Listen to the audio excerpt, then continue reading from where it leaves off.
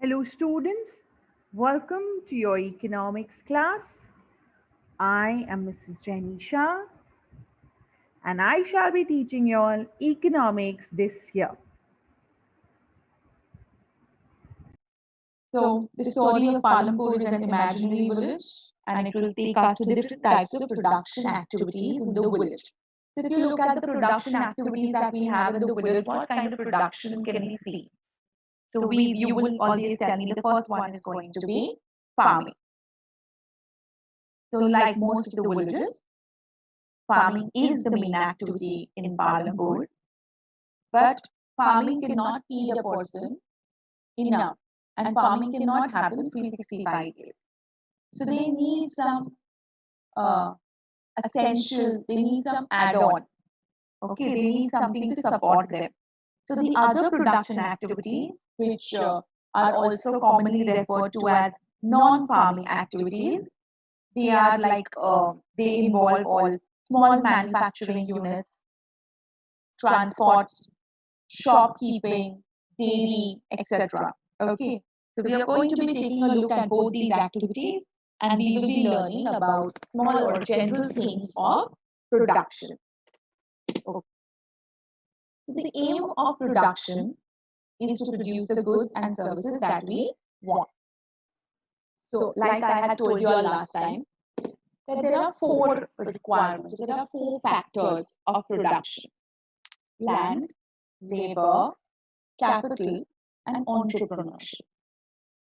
So over here, we are going to speak about it in a little detail. There are three requirements for production of goods and services: land, labor, physical capital. Okay, and physical capital is further divided into two parts, that is fixed capital and working capital. And there's a fourth requirement that is for production that is called as human capital. So over here, I have divided three and the fourth one is given down. But you all remember that there are four factors of production, not three. Now let us take a look at the production activities that people in Palampur are engaged in. Like most villages in India, agriculture is the main occupation in Palampur. However, all farmers in Palampur are not equally fortunate. The 80 upper caste families own a majority of the cultivated land in Palampur. The other farmers either own small plots of land or are landless and work as laborers in the fields of the wealthy landowners. If you think all people in villages are farmers, you are not quite correct. Just like other villages in India, people in Palampur are engaged in several non-farming activities like shopkeeping, dairy, small-scale manufacturing, and transport services. All these production activities require natural resources like land and water, man-made resources like raw material, human effort and intelligence, and of course, money. In the subsequent modules, we will see how these resources are used to produce goods and services in Palampur. We use a number of goods and services every day. All these goods and services, from the food we eat, to the clothes we wear, and the appliances we use, and services like the bank we have an account in, and the transport we use to travel, are made available to us through production. Suppose you have a great idea about making a product or service required by people.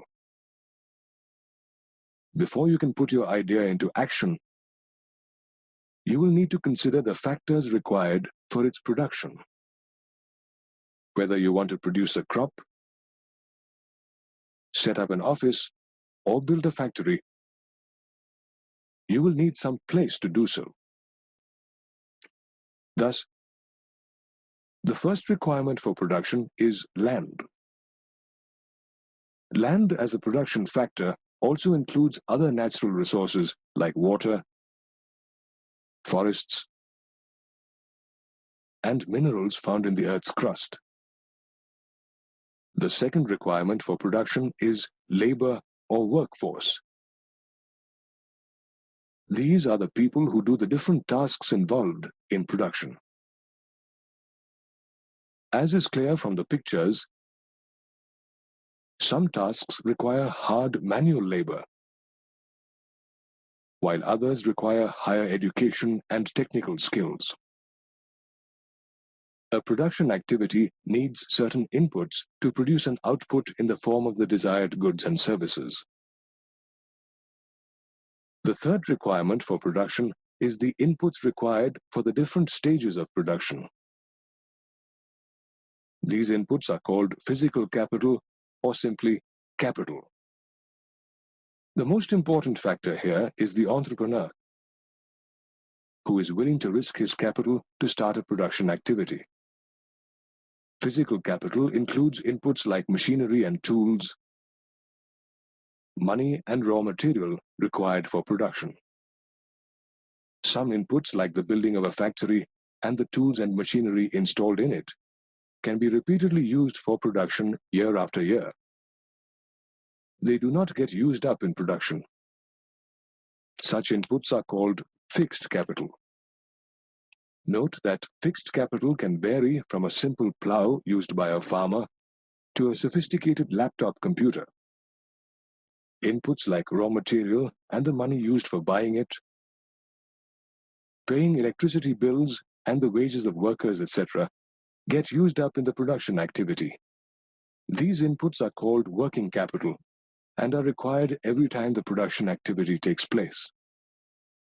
Let us take the example of a potter to understand the difference between working capital and fixed capital. The potter uses money to buy clay. The potter uses the clay to make pots. Money and clay get used up in the production of pots. Hence, these are his working capital. However, the potter's wheel can be used again and again to make pots. It does not get used up in the production of pots. Thus, it is his fixed capital. The fourth requirement of production is human capital. Human capital is the knowledge and effort that is put in to arrange for the other factors like land, labor, and physical capital to start the production of goods or services. Thus, land, labor, physical capital, and human capital are the four requirements or factors of a production activity. Yes, these are the four factors of production activity. The aim of production is to produce goods and services that we want. These are the four requirements. The first one, that is land, also includes natural resources like water, forest, minerals. The second one is labor, that is people who are willing or who will work. Now, some activities require lots of labor. They are labor intensive activities, while others require, intellectual work they need educated workers to perform the necessary task. But both these activities require labor. Okay. So while some activities have, manual work, the other have intellectual work. But each worker is providing the labor for production. The third, that is physical capital, is divided into two parts, that is fixed capital and working capital. Basically, physical capital is all the inputs that are required during production. Any sort of an input required falls under physical capital. Okay, but we can further divide this into fixed and working. Now, fixed are something that can be used repeatedly. You don't need to keep purchasing it again. You do not need to keep buying it again. It is used constantly through the entire process. This remains fixed in the production. through the entire process of production, this particular input is fixed. For working, basically, for every production process, this working capital needs to be brought again. You need to again get it. It will get used up through the process. Some examples of fixed capital are tools, machines, buildings. Like tools can be very simple tools like a plow that a farmer uses or a laptop that we require. Okay, so even if you'll say, we will not require a different laptop for every work, yes, but you will require it at some point, yes. So simple tools such as a farmer's plow to sophisticated machines just as like generators, turbines, or computers, they are all tools, and so they fall under fixed capital. Fixed capital is something that we will not require again and again. A farmer is not going to buy a plow again and again for different crops. Similarly, we will not be buying laptop again and again and again. What is working capital? What we will require quite a lot. It's a recurring cost. So raw materials, money, all this falls in working capital. Production requires a variety of raw materials. Such, for example, a weaver will use yarn, a potter will use clay. Okay, some money is also required during production to make payments, to buy some items. So raw material and money in hand are called working capital. And tools, machines, buildings, these. So basically, fixed capital does not get used up in the production process, but working capital will get used up in the production process. Fixed capital will be used for many years over and over and over again, and working capital will not be used for many years over and over and over again. Okay. Besides this, there's a fourth requirement, that is the knowledge and enterprise. That is the knowledge to put together land, labor, and physical capital. And that knowledge and that effort, that thinking, that intellectual, that becomes human capital. Okay. So the knowledge to be able to put together land, labor, and physical capital and produce an output either for yourself or for selling in the market is called human capital. We will be learning human capital more in detail in the next chapter, so we will not be learning it this time. Okay. So this is what we just did, factors of production. We have land, labor, and then we have capital, physical capital, working capital, and finally we have human capital. So now if you look at land, you all know that land is fixed and it is capped. That means there is little land. There is no method by which land can be increased. Okay. And the growth of population is increasing pressure on land, and also division of property. If there is a property there's a big property right now, but in the future it's going to be divided amongst the son and the children and through generations. And this results in smaller plots of agricultural land. Okay, this also affects the scale of production in farming. If you look at labor, labor is available in plenty. There's a lot of labor available. Okay, because of there are a lot of people who are unemployed, but many people from the poor section are illiterate. And because they are illiterate, they work as unskilled labor. Now, the government normally provides guidelines of minimum wages, okay, from time to time. But because the demand of labor is very less, and the unemployed people who are ready to provide the labor are huge, there's a huge supply of labor.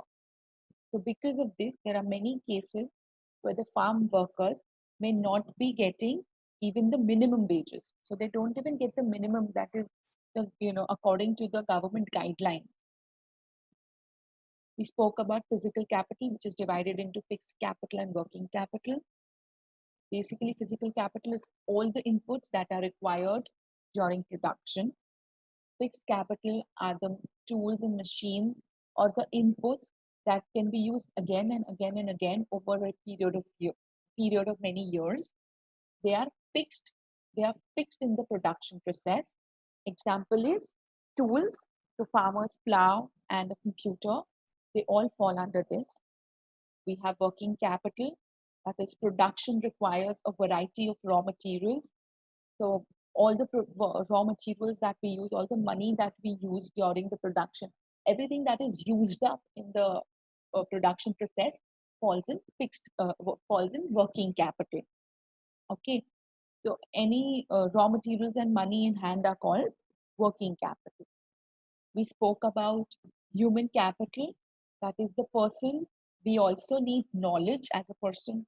A person also needs knowledge and enterprise to be able to effectively manage production. In most of the cases, knowledge is passed down through generation. Government has also taken initiative in improving the knowledge of farmers. So what is factor of production? Every production is every production is organized by combining land, labor, physical capital, and human capital. And these four are known as factors of production. So with this, I will end today's class. In your textbooks on page 2, there is a picture given. You're going to make 3 lists. Out of that picture, you're going to find physical capital, fixed capital, and working capital. Okay, with this, I end today's class. Stay home and stay safe.